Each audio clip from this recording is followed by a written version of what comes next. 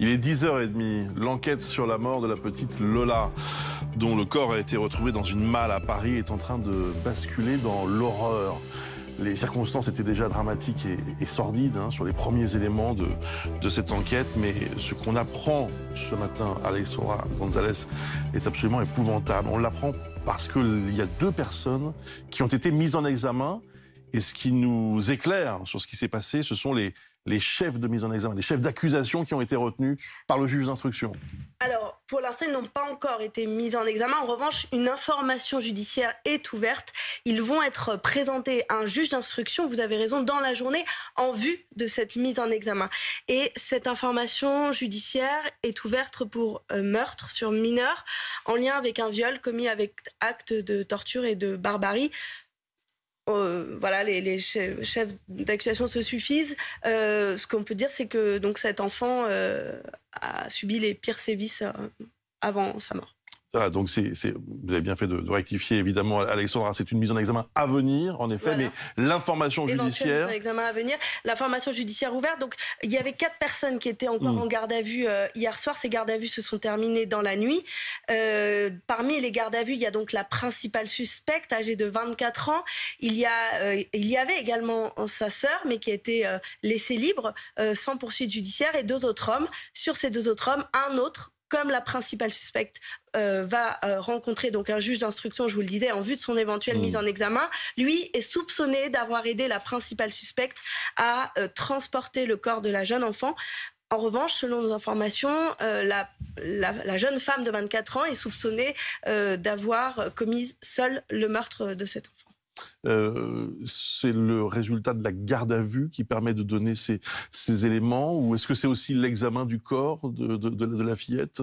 C'est un ensemble de faits mis au jour par les enquêteurs. Il y a à la fois les auditions qui ont pu être menées dans le cadre de garde à vue, mais aussi d'autres personnes qui ont pu être entendues sans garde à vue. Tout le week-end, les enquêteurs de la brigade criminelle ont ratissé très large, si je puis dire, pour essayer de comprendre ce qui a pu se passer, s'il y avait des complicités éventuelles ou non, mettre au jour le plus d'éléments possible avant justement ces 48 heures de fin de garde à vue. À partir de maintenant, l'enquête se poursuit, mais dans un autre cadre, donc sous l'égide d'un juge d'instruction qui va permettre aux enquêteurs de mener des investigations plus en profondeur encore, avec plus de moyens. Alors, dans cette affaire, il y a une principale suspecte, c'est une jeune femme de 24 ans qui a été interpellée à Bois-Colombes, dans les Hauts-de-Seine, où on va retrouver tout de suite Anaïs Krootz. Anaïs, qu'est-ce qu'on sait de plus sur le profil de cette jeune femme ? Alors, vous l'avez dit, cette jeune femme de 24 ans a été interpellée ici dans la commune de Bois-Colombes avec plusieurs autres personnes samedi matin. C'est ce que nous indiquent des riverains avec qui nous avons pu discuter. On ignore en revanche si elle habite véritablement ici ou si elle avait l'habitude de venir dans la commune. En tout cas, certains habitants nous expliquent l'avoir vue plusieurs fois en bas d'un immeuble qui se trouve juste à côté de là où nous nous trouvons. Ce qu'on sait, c'est que c'est elle qui figure comme la principale suspecte dans la mort de la jeune Lola. C'est elle qui a été vue en compagnie de la jeune adolescente sur les caméras de vidéosurveillance de la résidence où habitait la jeune fille avec ses parents. Puis on la voit plus tard demander de l'aide pour transporter une malle en plastique, celle où se trouve le corps de la jeune Lola qui sera découvert quelques heures plus tard. Le profil de cette femme de 24 ans est au cœur des investigations de la brigade criminelle de la police judiciaire. Que faisait-elle dans le 19e arrondissement de Paris ce jour-là? Quel rôle a-t-elle véritablement joué dans la mort de la jeune Lola? En tout cas, selon certains témoins et riverains de l'immeuble de ce 19e arrondissement de Paris, elle avait un comportement jugé étrange. Elle pourrait souffrir de troubles psychiatriques. Donc la question de sa santé mentale va se poser aujourd'hui et reste à déterminer. Quoi qu'il en soit, cette femme de 24 ans va être présentée à un juge dans la journée ainsi qu'une autre personne en vue d'une possible mise en examen. Merci beaucoup Anaïs Krootz.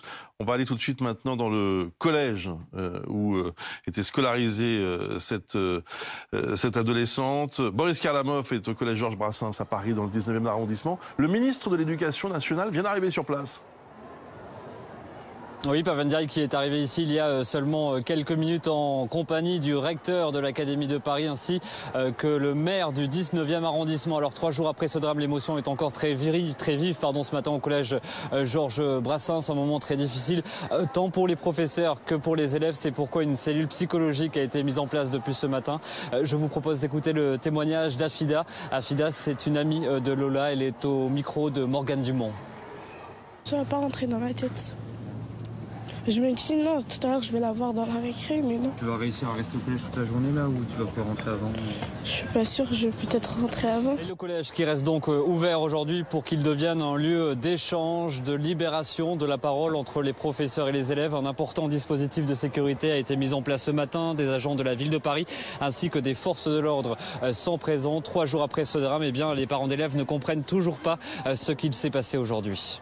Merci beaucoup, Boris Kalamov, donc devant le collège Georges Brassens à Paris. Alexandra Gonzalez, donc information judiciaire pour cette affaire, probable, possible mise en examen dans quelques heures.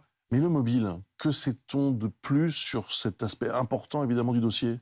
Alors, ça reste encore à déterminer. Une thèse a circulé ce week-end évoquant un possible trafic d'organes.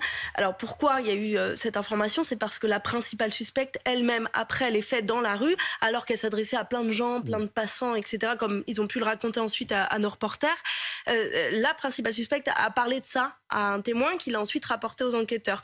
Mais ce que l'on nous dit, c'est qu'à ce stade, cette piste semble complètement écartée. Aucun lien n'a été établi non plus entre la jeune femme et l'enfant, qui a priori ne se connaissaient pas avant les faits. Il semble qu'il n'y avait pas un mobile réel et qu'il pourrait s'agir donc d'un meurtre parce qu'elle était à ce moment-là, à cet endroit-là.